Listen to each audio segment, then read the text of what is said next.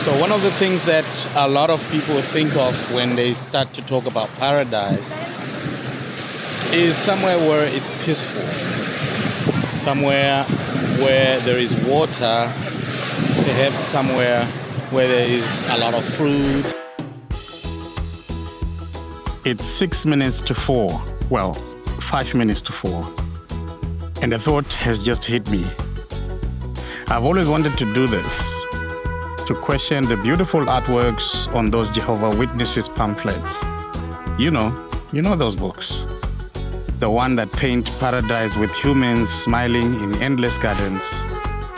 I've always believed that whoever makes that art must have seen it somewhere in real life. But how? How does an artist illustrate paradise when it's said to exist only in the world after this one? A lot of people call me crazy for talking to myself. I don't blame them. It's a habit. Ever since I was a little boy, I believed I had a heightened sense of imagination. It made me curious, always questioning the world around me. I remember being kicked out of church once for challenging the idea of paradise. I raised my hand and asked, why is paradise always something we wait for? What if it's something we can create? They didn't like that. That question never left me. What is paradise? Who came up with that idea? And why must it be attained after this lifetime? What if? Just what if we could use our imagination and make it real while we are alive? What if paradise is human after all? Paradise, the word itself comes from ancient Persian term paradise, meaning an enclosed garden. From there, it traveled across the cultures and religions, evolving into the idea of an internal utopia reserved for the righteous and the faithful. But this is where my question begins. If paradise was once a garden here on earth, then why do we think it's somewhere else now? Somewhere far, somewhere unattainable. Therefore, I came to Zanzibar to see if a place can hold the answers to my relentless questions, to touch, smell, and taste a world that feels otherworldly, but is entirely real. Zanzibar, they say, is a heaven on earth, and I need to see if it can fulfill the imagination of paradise that I hold. The first time I heard of Zanzibar, it sounded like a word from a fairy tale. It felt distant and unreal, but then I stepped into its shores. It felt like stepping into a dream I had seen before. The clear waters, the soft sands, the smiles of the people. It felt almost too perfect, actually. Now, it gets you to question a few things. Is paradise an illusion or a reality? See for yourself.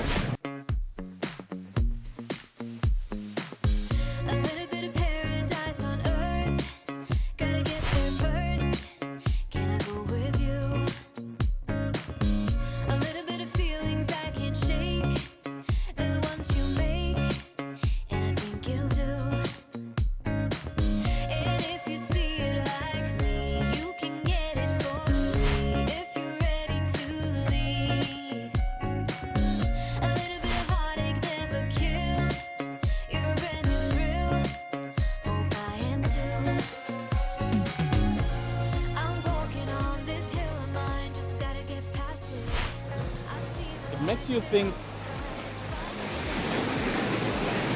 whatever the artists are giving us, it's something that they have seen, it's something that they have experienced. And this could just be where that is coming from. Therefore, I began to wonder, is it enough to just observe paradise, or must one live it, create it, even share it? Paradise is not just beauty of the land. It is the way people connect, in the hospitality that transcends language, in the laughter of children playing under some palm trees here. Therefore, I started to realize that maybe paradise isn't a place, maybe it's a state of being. It's not every day that you witness such beauty, but the little chance that there is to witness such beauty, I think it's worth to take it. The artwork on those little books that I talked about earlier, I think I understand it now. The artists weren't painting a faraway utopia. They were painting a fragment of this world, fragments of places like Zanzibar. But here's the thing, paradise is not something we find. It's something we build out of moments, out of connections, out of imagination. What if we all dared to imagine paradise, not as an escape, but as a responsibility?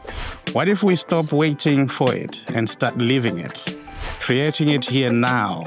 After all, if a place like Zanzibar can remind us of the beauty within reach, then perhaps the idea of paradise was human after all. As the sun sets behind me, we can try to make ourselves believe that paradise is not a place, but it's something that we can build, something that we already have. It's no longer 5 minutes to 4. Time moves. But questions remain. What is paradise? I don't have all the answers, but I know this.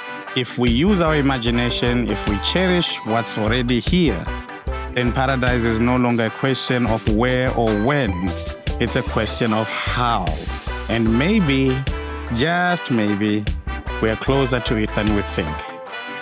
Paradise is not a destination. It's a way of seeing the world.